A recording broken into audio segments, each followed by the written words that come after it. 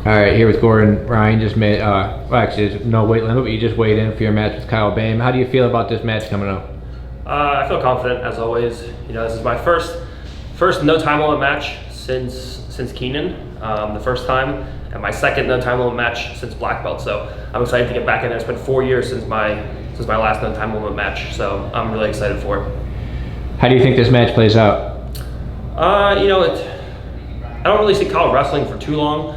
You know, I see he's more of a guard player. He does play around a little bit on the feet, but I see him coming out, maybe testing the water standing, and then sitting to guard, or jumping to guard or jumping to a Kani Basami. And then really me either passing him or entering into his legs pretty quickly and finishing him. You know, I want to go out there and make a statement and just show everybody that I'm not the rest of these guys that he competes against. So are you going to try and finish it as quick as you can, or are you going to drag it out like you did against Downey? Yeah, in sub-only matches you see him play pretty defensive. Like in the Tim Spriggs match, you saw, you know, when he does get past in submission-only matches, he doesn't turtle. He's very smart. He just kind of clams up and doesn't allow any more progression to happen. So I expect him playing a very tight game with not really too much defense that leads into offense. Once I actually do pass his guard and get to a good position, I think he's going to try to just hold me off from finishing him. I'm definitely going to try to finish him inside 10 minutes because I don't want anybody saying, oh, well, if it was EBI over, or if it was EBI, we would have went to overtime, and then, you know, things could be different. I just want to be like, no, if I competed against him in EBI, I would have finished him in under 10 minutes anyway, and there would be no overtime regardless. So definitely under 10 minutes. People have been asking me about what submission, and I'm just so excited to do a no time limit match. I'm just going to freestyle the submission. So I'm not going to call out any submissions, but I do want to finish them in under 10 minutes. But if it goes over the 10 minutes, that doesn't really matter to me because I'm just so excited to get back in there and not only just compete, but compete in a no time limit match where I feel like that my game really shines from there. And a lot of times I build to a peak in no time limit matches. I start off very slow pace and then I build up to a peak over time. So if it goes more than 10 minutes, I don't really care. I'm just looking to get out there and you know, do my thing and have some fun. When was the Keenan match? What was that? Keenan match was 2016. 4 years ago. 4 years, yeah. So, I mean, this is obviously no time limit matches are something you've been campaigning for a while. Why do you think it's so hard to get one? Because people don't know how to do submissions. It's simple. The whole goal of this sport is control that leads to submission. If you don't think you can submit someone, then what are you doing? You may as well just wrestle and fight for position. But our sport, the whole end goal is to submit people. So if you want to submit someone, the best way to do it, there's no judges, there's no people starting. If you don't like EBI overtime, people don't start on your back.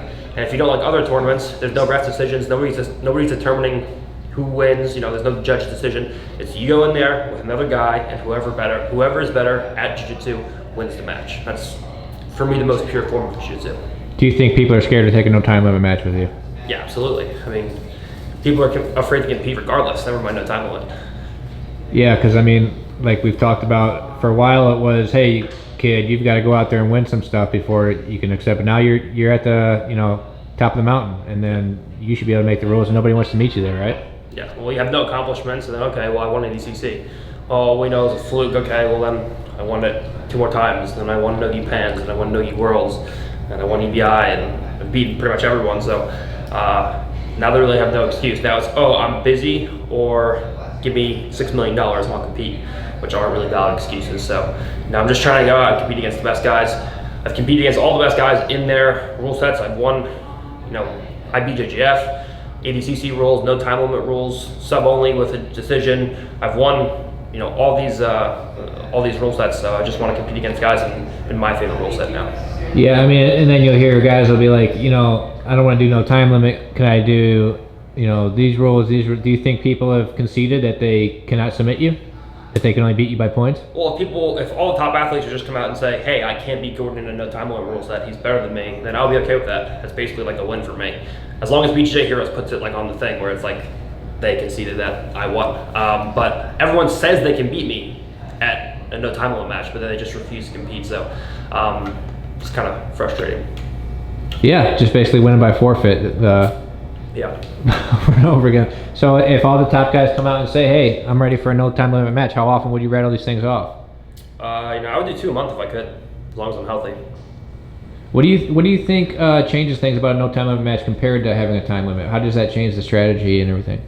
Well, number one for me, I like to, like I said, build to a peak. Whereas when I'm competing with any time limit, it seems that the common theme is regardless of what the time limit, everyone's trying to stall for that amount of time. If it's a 5-minute match, they stall for 5 minutes. If it's a 10-minute match, they stall for 10 minutes. So everyone just wants to get to the time limit and not get submitted. Whereas if it's no time limit, they know that they have to engage, and the only way they can win is to actually submit me. So it pushes them to engage a little bit more, and it plays more into my game because my game is more of a reactive style of game. If you look at most of my matches, I play a proactive game where I'm constantly chasing and pressuring forwards into people, whereas my preferred game is a reaction type game where guys have to pressure me and then I react to whatever their movements are. So it plays way more into my game than normal tournaments do with time, because I'm more of a reactive fighter than I am a proactive fighter. And you saw that in the first Keenan match. It was building to a peak that was an hour and a half match. So yeah, absolutely. What do you think the fans can expect out of this match tomorrow? Expect to see that Gordon Ryan is not the rest of the guys in the world. I'm on a level of my own. Would you say that you're better now than going into the quarantine situation? Far better, yeah. Physically, I haven't been able to lift weights, so I'm not as physical as I was. But I'm definitely far more technical. Like if I competed against myself right now at 2019 ADCC, it wouldn't be competitive. Like I would crush myself. So I feel better than ever technically, and I'm ready to fight anybody. Ready to come out here and prove a point that you're on the next level and nobody can touch you. I am. All right, thank you very much, Gordon. Look forward to tomorrow.